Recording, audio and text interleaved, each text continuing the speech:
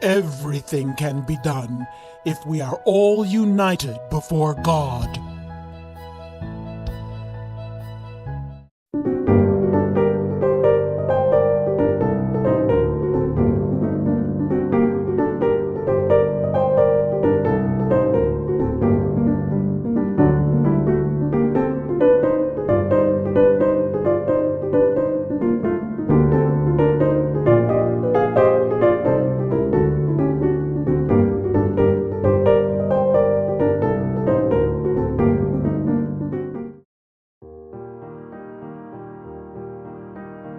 Rabbi Isaac Mayer Wise was a towering figure in 19th century American Judaism.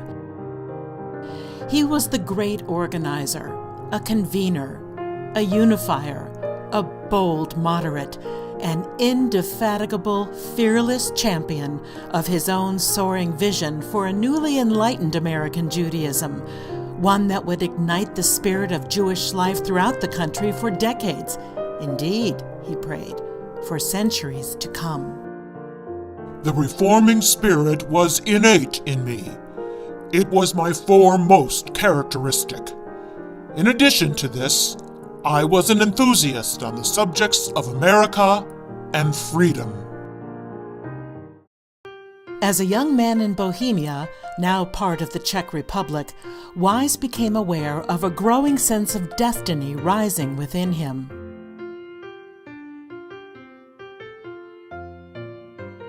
My conviction was that a Jewish patriotism, a pride in being a Jew, must be aroused, for this it was that the Jew had lost in the ages of oppression. In the early 1840s, while serving as a rabbi in Rodnitz, Wise continued to be repulsed and incensed by government restrictions on Jews in his country. He had longed for years to come to America.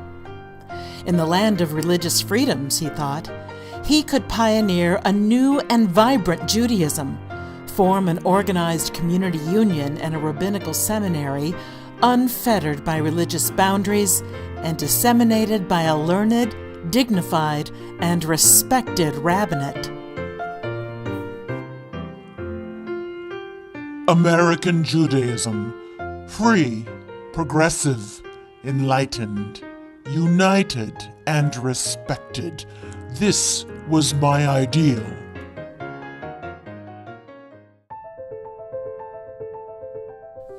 Wise arrived in New York in 1846 with his wife Therese and children.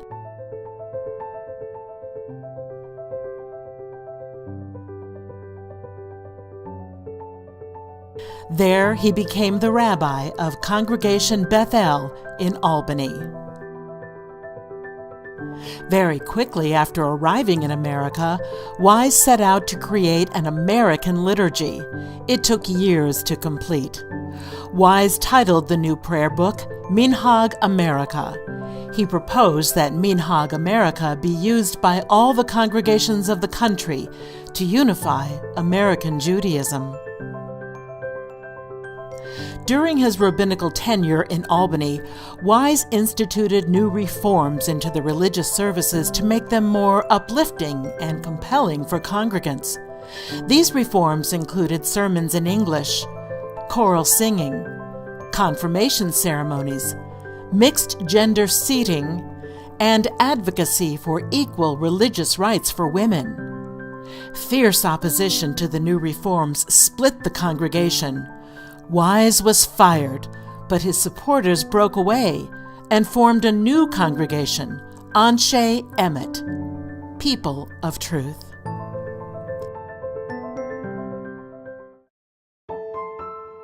The split was emblematic of how the American Jewish community viewed Rabbi Wise. Though Wise saw himself as a centrist, indeed, as the American Israelite, capable of uniting all American Jews, those to his right viewed him as an aggressive, if not dangerous, reformer. To those on his left, Wise's reforms were insufficient. In 1854, Wise came to Cincinnati to even more zealously pursue his reformer's vision. I shall go to Cincinnati, start a new weekly journal, and give Judaism a new and powerful impetus. He became the rabbi of B'nai Yeshurun Synagogue, known as the Lodge Street Synagogue in Cincinnati, where he officiated for the remaining 46 years of his life.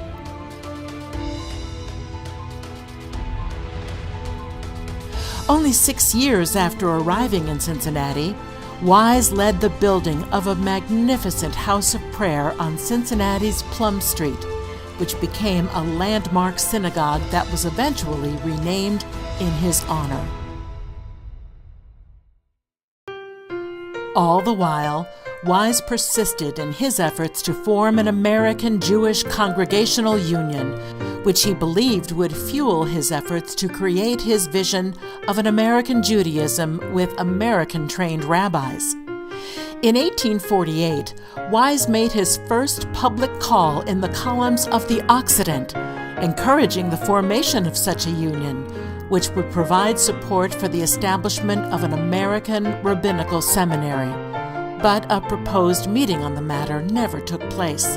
However, once in Cincinnati, Wise quickly established his own newspaper, The Israelite, which gave him a more powerful national voice to regularly expound his views upon the subject. His persistence was rewarded in 1873, when the Union of American Hebrew Congregations was organized at Cincinnati.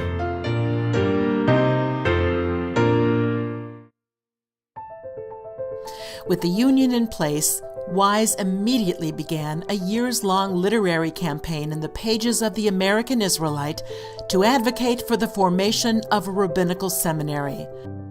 Success came on October 3, 1875, when the Hebrew Union College opened its doors for the reception of students, 4 of whom were ordained 8 years later.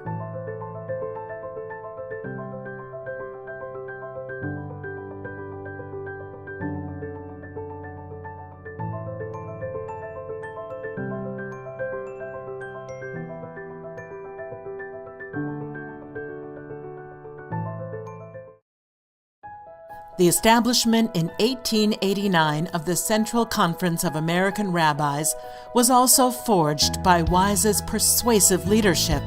For Wise, the CCAR was a vital body that would unite the rabbis of all parts of the country in a bond of fellowship. The Central Conference of American Rabbis, a perfectly free association, self-governing, self-determining, a perfect e pluribus unum on the American pattern, advisory for all and compulsory to none.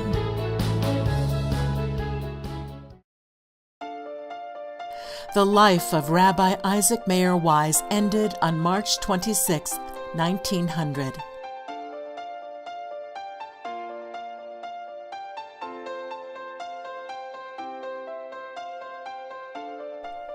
"10,000 people passed before the casket, reported then to be the largest funeral cortege ever in Cincinnati."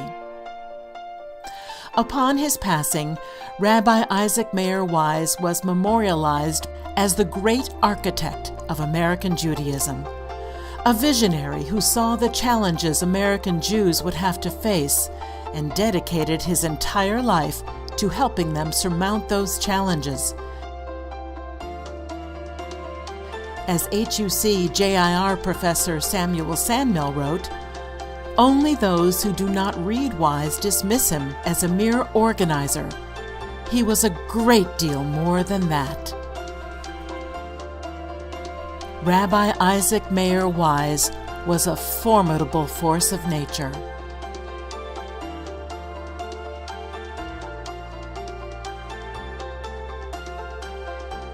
As one of his contemporaries noted, Dr. Wise was the oldest and foremost rabbi and the most representative Jew of this country. Whenever God should call me, and I must lay aside my work, and people will come to ask, "Who is this man?" Then say what you know and tell the truth.